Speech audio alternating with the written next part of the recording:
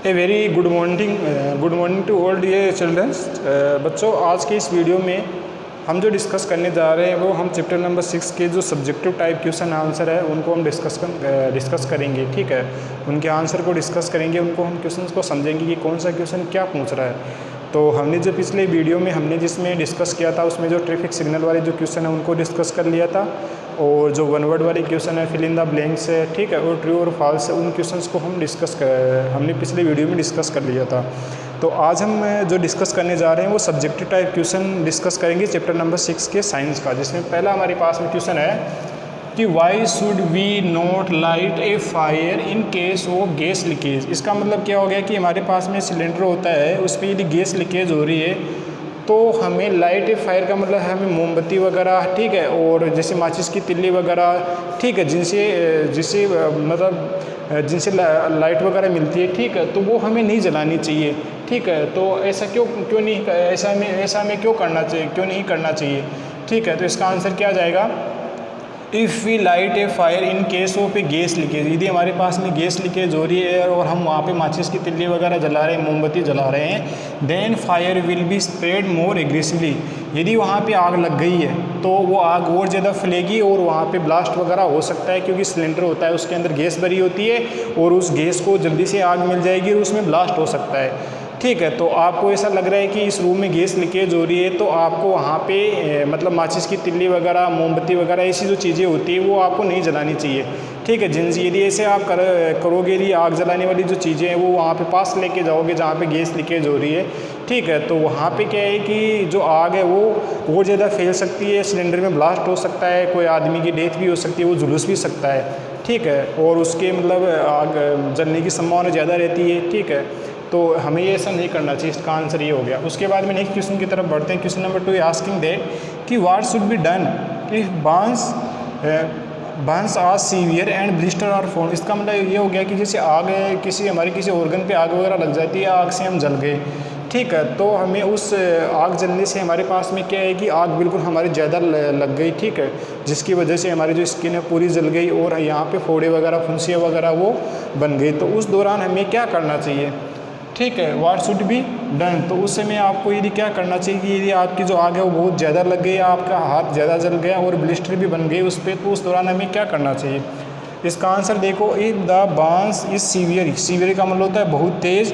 यदि आपके ऑर्गन्स पे यदि आग है वो बहुत तेज़ लगी है या बहुत तेज़ आग से आप जल गए तो आपको क्या करना चाहिए, एंड ब्लिस्टर आर फॉर्म, और वहाँ पे आपके जो ऑर्गन है उस पर ब्लिस्टर बन गए, ठीक है, then do not prick the blister. सबसे पहले आपको क्या करना है कि जो फोड़े वगैरह बन जाते हैं आग लगने से, उसके ऊपर जैसे छोटी छोटी फुंसियाँ वगैरह ऐसे बन जाती है, ठीक है, स्किन के ऊपर, तो हमें उनको फोड़ना नहीं चाहिए।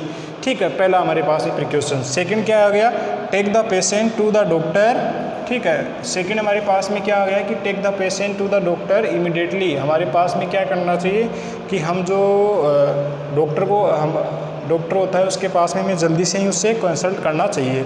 ठीक है, कब करना चाहिए, जब हमारे पास में जो यदि हमारी आग है, ठीक है, आग से हम बहुत ज़्यादा जल गए और हमारे पास में ब्लिस्टर वगैरह बन गए। ये क्वेश्चन नंबर 2 का आंसर हो गया। उसके बाद में ठीक है, उसके बाद में देखो, after cleaning the area with cold water and put some sterilize gauze. ठीक है, इसका मतलब क्या हो गया कि जैसे हम डॉक्टर के पास में लेके जाएंगे तो उसको उस ठंडे पानी से धोएंगे, ठीक है, जहाँ पे ब्लिस्टर वगैरह बंद हैं, और उस पर सम स्टरलाइज गोज का मतलब हो गया जैसे कुछ ऐसे जैसे हमारे पास में जैसे कॉटन के जो हमारे पास में जैसे रुई है, पट्टी करने की जो जितनी भी चीज़ें होती हैं उनको स्टरलाइज करते हैं। स्टरलाइज का मतलब क्या हो गया कि हम उनको पहले मतलब किसी हाई टेम्परेचर पर रख के उनको काम में लेते हैं ताकि उसके अंदर जो बैक्टीरिया जर्म्स वगैरह है, ठीक है, वो उसमें सारी की सारी मर जाए, वो उसमें नहीं होनी चाहिए। तो वो उस पर हम पट्टी वगैरह कर देंगे, उसको ठंडे पानी से धो लेंगे और डॉक्टर के पास में लेके चलेंगे। तो ये प्रिकॉशंस हो गए जब हमारे पास में आग है, आग से बहुत ज़्यादा हमारा हाथ वगैरह जल गया, कोई भी ऑर्गन जल गया और वहाँ पे हमारे जो ऑर्गन है उस पर फोड़ी वगैरह ऐसे कुछ बन गए, तो उस दौरान हमें ये प्रिकॉशंस अपनानी चाहिए। ये क्वेश्चन नंबर सेकंड का आंसर कंप्लीट हो गया। उसके बाद क्वेश्चन नंबर थर्ड देखो, what are the indications of the getting a fractures. Indication का मतलब होता है इशारा करना, फ्रैक्चर्स का मतलब क्या होता है, जैसे बोन्स होती है उसमें क्रैक वगैरह हो जाता है ना, तो उसको बोलते हैं फ्रैक्चर। तो हमारे पास में किसी बोन से फ्रैक्चर हो गया तो हमको क्या इंडिकेशन पता चलेगा, मतलब कैसे हम उसको पता चलेगा कि हमारी जो बोन्स है उसमें फ्रैक्चर्स हो गया, मतलब उसके इशारे क्या क्या, इंडिकेशन का मतलब होता है इशारे करना, दर्शाना। उसके बाद में देखो इसका आंसर देखो, when a person fall downs, ठीक है, and if there is a fracture, ठीक है, तो यदि कोई पर्सन है वो किसी जगह से किसी ऊपर हाइट से कहीं गिर गया तो उसकी जो बोन्स है उसमें फ्रैक्चर हो सकता है। Usually the limbs get swollen, जो सबसे क्या है कि जो लिम्स का मतलब होता है पैर, गेट स्वेलन का मतलब होता है सूज जाना, उसके जो पैर है वो कैसे हो जाएंगे, उनमें सूजन वगैरह आ जाएगी। And there is a lot of pain, और उनमें बहुत ज़्यादा क्या हो जाएगा, दर्द होने लग जाएगा। तो इसका मतलब ये क्वेश्चन ये पूछ रहा है कि आपके यदि फ्रैक्चर हो गया तो आपको कैसे पता चलेगा कि आपकी बोन्स में फ्रैक्चर हो गया। तो हमें पता चलेगा कि जो हमारी लिम्स होते हैं, हमारे जो पैर होते हैं, यदि उनमें सूजन वगैरह आ गई हो और वहाँ पे बहुत ज़्यादा दर्द हो रहा है तो हम ये मान सकते हैं कि हमारी जो बोन्स है उसमें क्या हो गया, फ्रैक्चर हो गया। तो ये एक इशारा हो गया फ्रैक्चर का। ये क्वेश्चन नंबर थर्ड कंप्लीट हो गया। फिर हम अगले क्वेश्चन में बढ़ते हैं। क्वेश्चन नंबर 4 है, how can an animal bite dangerous for you, ठीक है।